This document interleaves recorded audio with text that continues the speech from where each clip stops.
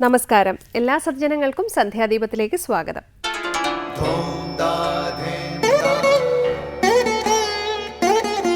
ശുഭം ഭവതു കല്യാണമായുസാരോഗ്യവർദ്ധനം സർവദുഃഖ വിനാശായ സന്ധ്യാദീപം നമോസ്തുതേ. നാമം ജപായനം പുണ്യം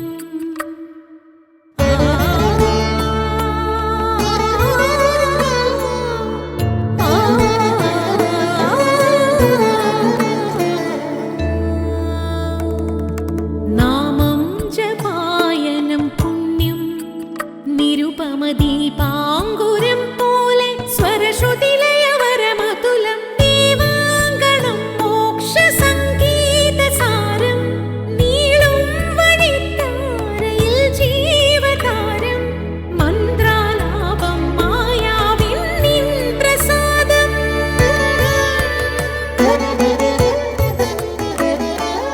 ഇരുൾ നീങ്ങിയുണരുന്ന തെളിനാളദീപം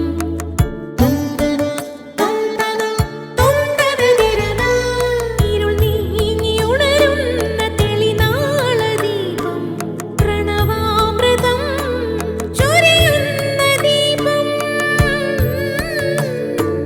ദീപം ദീപം ദീപം ദീപം സന്ധ്യാദീപം.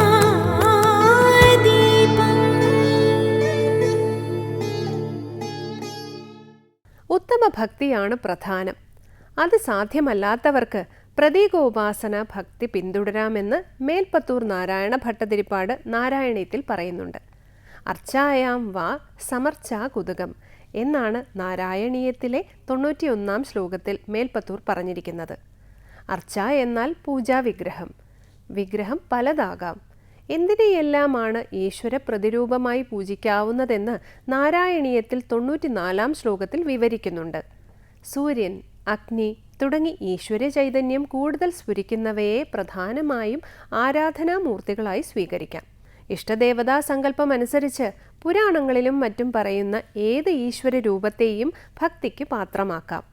ഗുരു, ഓംകാരം, ശിവലിംഗം തുടങ്ങിയ അർച്ചനാരൂപങ്ങൾ ഭക്തന്റെ ഇഷ്ടത്തിനനുസരിച്ച് സ്വീകരിക്കാം. ഇങ്ങനെ ഉപാസിക്കുന്നതിനെ പൊതുവെ പ്രതീകോപാസന എന്ന പേരിൽ അറിയപ്പെടുന്നു. തുടർന്ന് ഗുരുവചനം കേൾക്കാം. അന്യരുടെ തെറ്റുകൾ പറഞ്ഞു നടക്കരുത്, അവർ എത്ര മോശപ്പെട്ടവരായാലും. സ്വാമി വിവേകാനന്ദൻ. അടുത്തതായി ശ്രീ ശങ്കരാചാര്യ രചിച്ച ശിവാനന്ദലഹരിയിലെ ശ്ലോകം ശ്രീ കാവാലം ശ്രീകുമാർ ചൊല്ലുന്നത് കേൾക്കാം.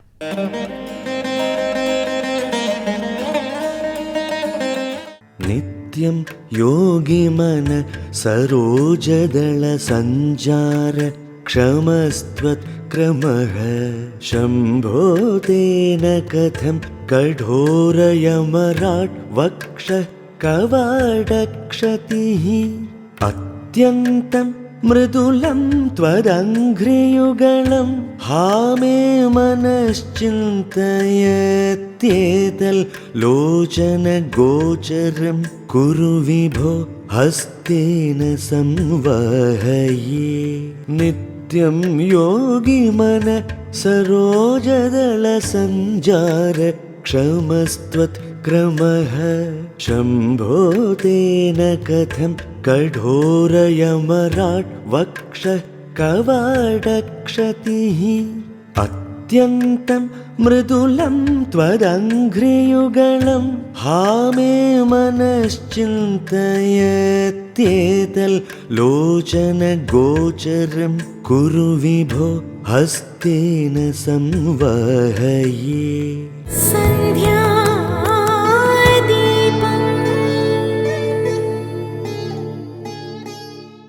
തുടർന്ന് ശങ്കരസ്തോത്രാമൃതം.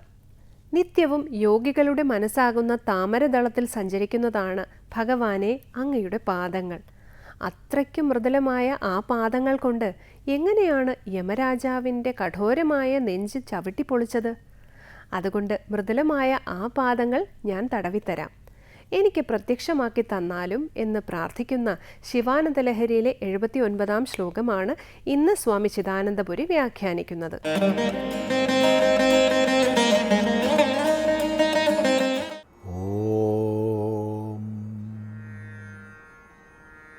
ഗുരുർബ്രഹ്മാ ഗുരുർവിഷ്ണു ഗുരുർദേവോ മഹേശ്വരഃ ഗുരുസാക്ഷാത് പരം ബ്രഹ്മ തസ്മൈ ശ്രീ ഗുരവേ നമഃ. ഓം സദാശിവസമാരംഭാം ശങ്കരാചാര്യമധ്യമാം അസ്മദാചാര്യപര്യന്താം വന്ദേ ഗുരുപരമ്പരാം. ശ്രീശങ്കര കൃതികളിൽ ശിവാനന്ദലഹരിയിൽ 79-ാമത്തെ ശ്ലോകമാണ് നമ്മൾ ശ്രദ്ധിക്കുന്നത്. അവിടെ ഭഗവാന്റെ പാദദർശനത്തിനായിക്കൊണ്ട് പ്രാർത്ഥിക്കുകയാണ്. ത്വദംഘ്രിയുഗളം മേ ലോചനഗോചരം കുരു. ത്വദംഘ്രിയുഗളം, നിൻ്റെ കാലിണകളെ, മേ എനിക്ക്, ലോചനഗോചരം കണ്ണിന് ഗോചരമാക്കി, കുരു തീർക്കണമേ എന്ന് പ്രാർത്ഥിക്കുന്നു. എന്തിനാണ്? ഹസ്തേന സംവാഹേ, കൈകൊണ്ട് ഞാൻ തടവിത്തരാം, ഒഴിഞ്ഞു തരാം. അതെന്തിനാത് ഭഗവാന്റെ പാദത്തെ ഒഴിയുന്നത്?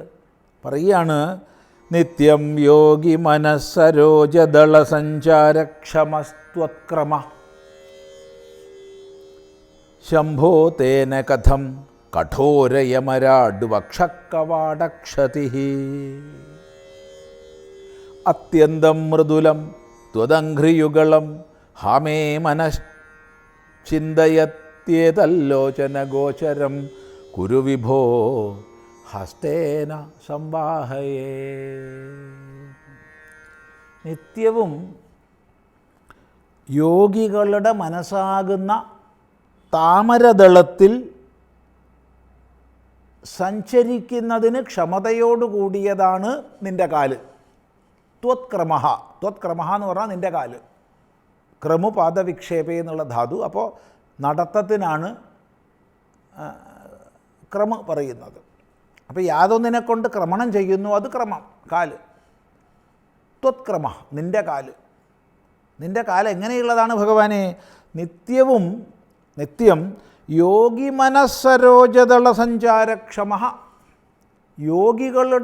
യോഗീശ്വരന്മാരുടെ മനസ്സാകുന്ന താമരദളത്തിൽ സഞ്ചരിക്കുന്നതിന് ക്ഷമതയുള്ളതാണ്. അപ്പോൾ യോഗികളുടെ മനസ്സിനെ അവിടെ താമരയായിട്ട് കൽപ്പിച്ചു. മനസ്സാകുന്ന താമര. ആ താമരദളം അത്യന്തം മൃദുലമാണല്ലോ. താമരദളം അത്യന്തം മൃദുലമാണ്. അപ്പം അത്യന്തം മൃദുലമായ താമരദളത്തിലൂടെ സഞ്ചരിക്കണമെങ്കിൽ അവിടുത്തെ കാല് അതിനേക്കാൾ മൃദുലമായിരിക്കണം. അപ്പം മൃദുലമായ താമരദളത്തിന് മുകളിലൂടെ സഞ്ചരിക്കണമെങ്കിൽ അവിടുത്തെ കാല് അതിനേക്കാൾ മൃദുലമായിരിക്കണം. അത്യന്ത മൃദുലമാണ് അവിടുത്തെ കാല്. എന്നിരിക്കെ ശംഭോ, അല്ലയോ ശംഭോ, തേന, അതിനെക്കൊണ്ട്, ആ കാലിനെ കൊണ്ട്, കഠോരയമരാഡ്വക്ഷക്കവാടക്ഷതി കഥം, യമരാജാവിൻ്റെ കഠോരമായ നെഞ്ച്, ആ വക്ഷക്കവാടം, നെഞ്ചാകുന്ന കവാടം എങ്ങനെ അവിടുന്ന് ചവിട്ടിപ്പൊളിച്ചു? കഥം എന്ന് ചോദിക്കുക. അപ്പോൾ യോഗികളുടെ അതിമൃദുലമായ ഹൃദയങ്ങളാകുന്ന താമരദളങ്ങളിലൂടെ സഞ്ചരിക്കാൻ പ്രാപ്തമായ അത്യന്ത മൃദുലമായ അങ്ങയുടെ കാലുകൊണ്ട് എങ്ങനെയാണ് കഠോരമായ യമരാജൻ്റെ നെഞ്ച് ചവിട്ടിപ്പൊളിച്ചത്? ഇതാണ് ചോദ്യം. അപ്പം അവിടെ മാർക്കണ്ഡേയ ചരിതവുമായി ബന്ധപ്പെട്ട് പരമശിവനും യമരാജനും തമ്മിലുണ്ടായ സംഘർഷം ഓർമ്മിപ്പിക്കുന്നു. അവിടെ ശിവൻ യമരാജൻ്റെ നെഞ്ചി ചവിട്ടുകയാണ്. ആ സന്ദർഭത്തെ, ആ ഉദന്തത്തെയാണ് ഇവിടെ ഓർമ്മിക്കുന്നത്. അപ്പോൾ എങ്ങനെയാണ് ആ കഠോരമായ പ്രവൃത്തി അവിടുന്ന് ചെയ്തത്? അത്ര മൃദുലമാണല്ലോ അവിടുത്തെ കാല്. അപ്പോൾ അതുകൊണ്ട് എന്താ സംഭവിച്ചേ? അത്യന്തം മൃദുലം ത്വദംഘ്രിയുഗളം. ത്വദംഘ്രിയുഗളം, നിൻ്റെ കാലിണകൾ അത്യന്ത മൃദുലമാണ്. മൃദുലമായ താമരദളത്തിൽ സഞ്ചരിക്കാൻ പാകപ്പെട്ടതാണെന്ന് പറയുമ്പോൾ അത്യന്ത മൃദുലമാണ്. അതുകൊണ്ട് എങ്ങനെയാണിത് ചെയ്തത്? ഇത് മേ മനശ്ചിന്തയതി, എൻ്റെ മനസ്സ് ചിന്തിക്കുന്നു, എൻ്റെ മനസ്സിനെ വല്ലാതെ വ്യാകുലപ്പെടുത്തുന്നു, എൻ്റെ മനസ്സിന് വലിയ വിഷമമുണ്ട്. അതുകൊണ്ട് എന്താ പരിഹാരം? അതുകൊണ്ട് ഒന്നേ പ്രാർത്ഥിക്കാനുള്ളൂ, മേ ലോചനഗോചരം കുരു, എൻ്റെ കണ്ണിന് ഗോചരമാക്കി തീർക്കുക ആ കാലിണകളെ. എന്തിനു വേണ്ടിയിട്ടാ? ഹസ്തേന സംവാഹയെ, ഞാൻ കൈകൊണ്ട് ഒഴിഞ്ഞു തരാം. കാരണം ഇത്രയും മൃദുലതമമായ കാലുകൊണ്ട് യമരാജൻ്റെ നെഞ്ച് ചവിട്ടി പൊളിച്ചതിനാൽ അവിടുത്തെ കാലിന് വിഷമുണ്ടാവും, വേദന ഉണ്ടാവും. അതുകൊണ്ട് ഞാൻ വളരെ മൃദുവായി ആ കാലുകളൊന്ന് തടവിത്തരട്ടെ. തടവിത്തരണമെങ്കിലോ എനിക്കത് കാണാനിടയാകണമല്ലോ. അതുകൊണ്ട് ആ കാലിണകളെ എനിക്ക് എൻ്റെ മേ ലോചന ഗോചരം. ഗോചരം എന്ന് പറഞ്ഞാൽ ഗോവ് ഇന്ദ്രിയമാണ്, ഇന്ദ്രിയങ്ങളാണ്. അപ്പോൾ ഇന്ദ്രിയങ്ങൾ ചരിക്കുമ്പോൾ അത് ഗോചരമായി. ഇന്ദ്രിയങ്ങൾ എവിടെ ചരിക്കുന്നുവോ ശബ്ദസ്പർശ രൂപരസഗന്ധങ്ങളാണല്ലോ. അപ്പോൾ ആ ശബ്ദസ്പർശ രൂപരസഗന്ധങ്ങളിൽ ഗോക്കൾ ഇന്ദ്രിയങ്ങൾ ചരിക്കുമ്പോൾ അത് ഗോചരായി. അപ്പോൾ ഇവിടെ കണ്ണാണ് ഗോവ്.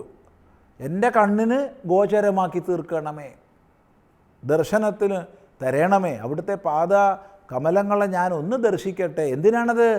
ഹസ്തേന സംവാഹയെ, ഞാൻ കൈകൊണ്ട് ഒഴിഞ്ഞു തരാം എന്ന് പറയുക ചെയ്യണത്. ഇവിടെ ഭക്തൻ്റെ ശിവപാദ ദർശനത്തിനായിക്കൊണ്ടുള്ള പ്രാർത്ഥന അതാണ്. ഈ പ്രാർത്ഥന വേണ്ടതുപോലെ ഉൾക്കൊണ്ട് ആ ശിവപാദ ദർശനം, അനന്തരമുള്ള പാദസേവനം, അതിന് നമുക്ക് സാധിക്കട്ടെ എന്ന് സങ്കല്പിക്കാം. തുടർന്ന് അടുത്ത പ്രാവശ്യം ശ്രദ്ധിക്കാം.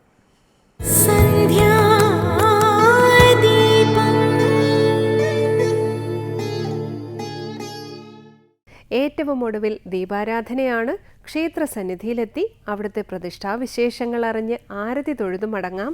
എല്ലാവർക്കും നമസ്കാരം.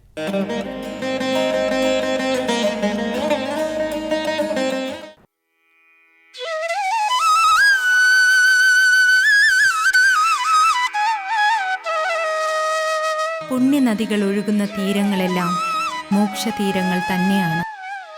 പമ്പയെന്ന മോക്ഷനദിയുടെ പവിത്രമായ തീരങ്ങളിൽ ജീവിക്കാൻ നിയോഗിക്കപ്പെട്ട പുണ്യജന്മങ്ങളാണ് ആനപ്രമ്പാൽ ദേശക്കാർ.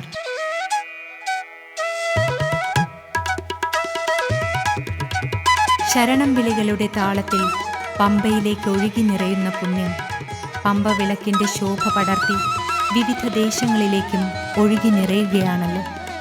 അങ്ങനെ ആനപ്രമ്പാൽ ദേശക്കാരുടെയും ഉദയാസ്തമയങ്ങൾ പമ്പാ നദിയുടെ ദിവ്യശോഭയാർന്നതാവുമ്പോൾ ഈ ദേശക്കാരുടെ മറ്റൊരു മഹാപുണ്യം ഇവിടെ അതിപുരാതന കാലം മുതൽക്കേ നിലനിൽക്കുന്ന ആനപ്രമ്പാൽ ശ്രീ ധർമ്മശാസ്താ ക്ഷേത്രമാണ്.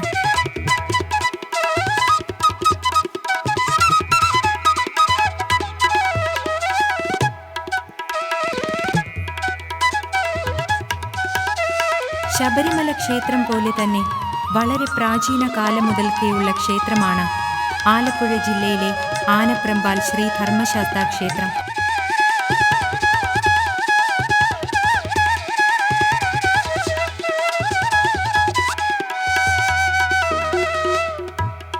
കുട്ടനാടിൻ്റെ സമീപ പ്രദേശങ്ങളിലൊന്നായ ആനപ്രമ്പാൽ ദേശം ഒരു കാലത്ത് കാർഷിക സമൃദ്ധിയുടെയും കൊയ്ത്തുത്സവങ്ങളുടെയും നാടായിരുന്നു. ജലഗതാഗതങ്ങളാൽ സുന്ദരമായ ആ കാലത്ത് പുഴയുടെ തീരത്ത് നിന്ന് മറുകര തേടാൻ കഴിയാത്ത വിധത്തിൽ മൈലുകളോളം നീണ്ടുകിടക്കുന്ന പാടങ്ങളിൽ ഞാറ്റുവേല കുളിർക്കാറ്റ് വീശി നൃത്തമാടുന്ന പുന്നെല്ലിൻ കാഴ്ചകളുടെ അതിമനോഹരങ്ങളായ ഇന്നലകളുടെ ഓർമ്മകളിലാണ് ഇന്നും ഈ ദേശക്കാർ ജീവിക്കുന്നത്.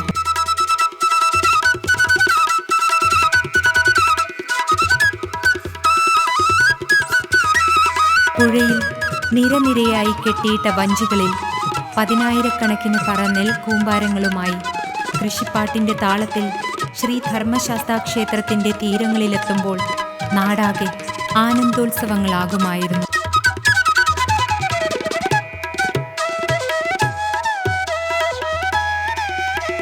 ഇന്നലകളെല്ലാം ഓർമ്മകളാകുമ്പോഴും ഈ ദേശക്കാരുടെ ആത്മാവിൻ്റെ നിത്യചൈതന്യമായി അന്നും ഇന്നും ധർമ്മശാസ്താവ് സർവ തേജസ്സോടും കൂടി ഇവിടെ വാണരുളുന്നു എന്നത് തന്നെയാണ് ഈ മണ്ണിൻ്റെ ഏറ്റവും വലിയ മാഹാത്മ്യം.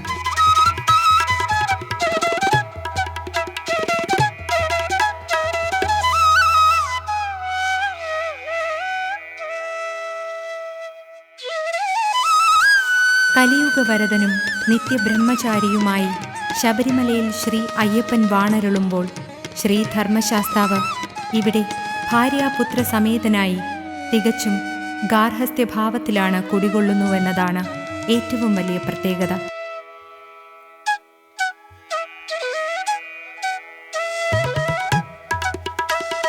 കലിയുഗവരദനായ സ്വാമി അയ്യപ്പനെ ആരാധിച്ചു തുടങ്ങുന്നതിനും യുഗങ്ങൾക്കു മുമ്പേ ശാസ്താവിനെ ആരാധിച്ചിരുന്നതായും ശാസ്താക്ഷേത്രങ്ങൾ ഇവിടെ നിലനിന്നിരുന്നതായും പറയപ്പെടുന്നു. ശ്രീ ധർമ്മശാസ്താവിൻ്റെ മറ്റൊരു അവതാര രൂപം തന്നെയാണ് സ്വാമി അയ്യപ്പനെന്നും ഭക്തജനങ്ങൾ വിശ്വസിച്ചു പോരുന്നു.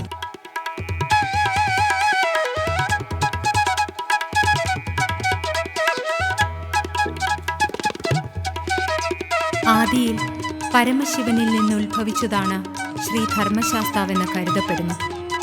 ത്രേതായുഗ കാലം മുതൽക്കേ ശ്രീ ധർമ്മശാസ്താ ക്ഷേത്രങ്ങൾ നിലനിന്നിരുന്നതായും ചില ചരിത്രങ്ങൾ രേഖപ്പെടുത്തുന്നുണ്ട്.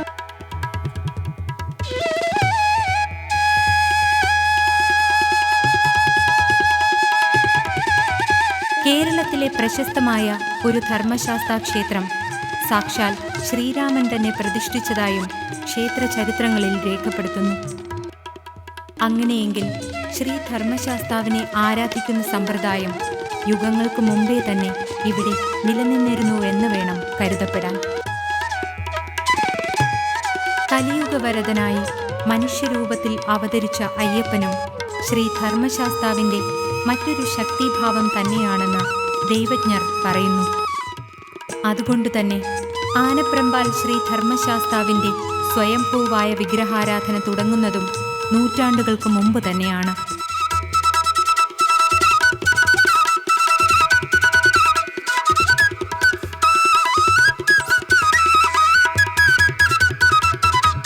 പണ്ടൊരിക്കൽ വനപ്രദേശമായിരുന്നു ഇവിടം. വിറക് ശേഖരിക്കുവാനെത്തിയ സ്ത്രീകളാണ് ശാസ്താവിൻ്റെ സ്വയംഭൂവായ വിഗ്രഹത്തിൻ്റെ അത്ഭുത ചൈതന്യം ആദ്യം തിരിച്ചറിയുന്നത്. തുടർന്ന് സമീപവാസിയായ നമ്പൂതിരി വിഗ്രഹത്തിലെ ശാസ്താവിൻ്റെ ചൈതന്യം തിരിച്ചറിയുകയും പായസ നൈവേദ്യം നൽകി വിഗ്രഹത്തിനു മുന്നിൽ പൂജാവിധികൾ തുടങ്ങുകയും ചെയ്തു.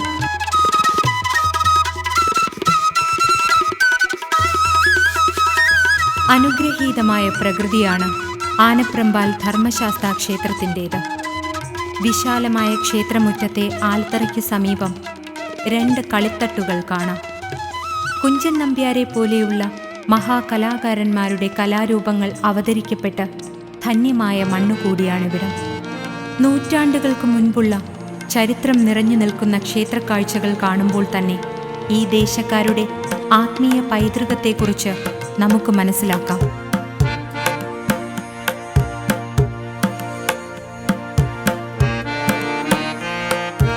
ശ്രീകോവിലിനുള്ളിൽ അപൂർവങ്ങളിൽ അപൂർവമായ പ്രത്യേകതകളോടെയാണ് ശാസ്താവിഗ്രഹം കുടികൊള്ളുന്നത്.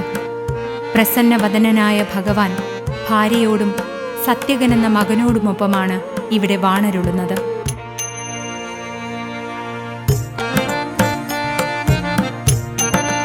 ശ്രീകോവിലിനടുത്തായി ശിവനടയുമുണ്ട്. ശിവനടയിൽ ശാസ്താവിനെ പോലെ തന്നെ വളരെ പ്രധാനപ്പെട്ട പൂജകളും നടത്തിവരുന്നു.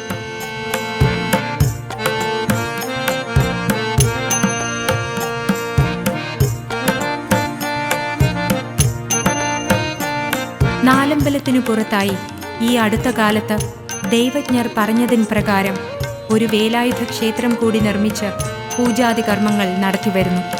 പടിഞ്ഞാറോട്ട് ദർശനമായി നിൽക്കുന്ന ക്ഷേത്രത്തിൻ്റെ നാലമ്പലത്തിനു വെളിയിൽ കിഴക്കു ഭാഗത്തായി ഉപദൈവങ്ങളുമുണ്ട്.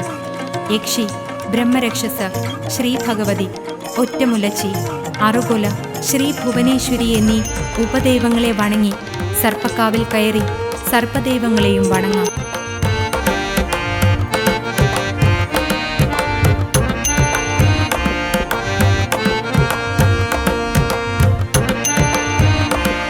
ക്ഷേത്രത്തിന് അല്പം അകലെയായി പമ്പാ നദിക്കരയിൽ ഭഗവാന്റെ ആറാട്ടുകടവുണ്ട്. ആറാട്ടുകടവിൽ ഒരുക്കിയിട്ടുള്ള ക്ഷേത്രത്തിൽ ഭക്തജനങ്ങൾ നിത്യവും വിളക്ക് വച്ച് ആരാധന നടത്തുന്നു.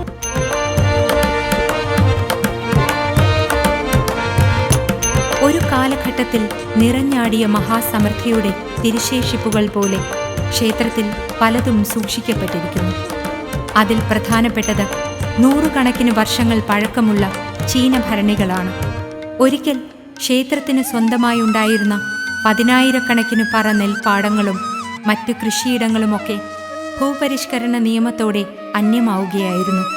ഒരിക്കൽ ക്ഷേത്രത്തിന് സ്വന്തമായി ഉണ്ടായിരുന്ന നെല്ലും നാളികേരവുമൊക്കെ കളപ്പുരയിൽ കൂട്ടിവയ്ക്കുക മാത്രമായിരുന്നില്ല, മറിച്ച് ദാരിദ്ര്യ കാലഘട്ടങ്ങളിൽ അത് സമൂഹത്തിന് ഗുണപരമായ രീതിയിൽ ദേശക്കാർക്കെല്ലാം സദ്യ നൽകുകയും നെല്ലും നാളികേരങ്ങളും ആവശ്യമുള്ളവർക്ക് വിതരണം ചെയ്യുകയും ചെയ്തിരുന്നു.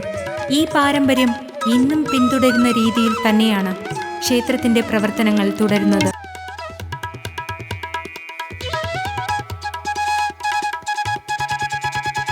മണ്ഡലകാലങ്ങളിൽ അയ്യപ്പ ഭക്തന്മാരുടെ ഇടത്താവളം കൂടിയാണിവിടം.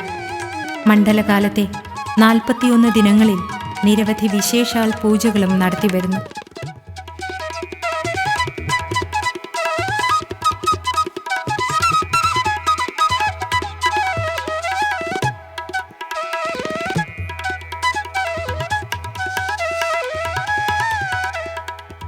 അന്തിവിളക്കുകൾ തെളിയിക്കുവാനും ദീപാരാധനയിൽ പങ്കുചേരുവാനുമായി ക്ഷേത്രമുറ്റത്തേക്ക് ഭക്തജനങ്ങൾ എത്തിച്ചേർന്നു തുടങ്ങി.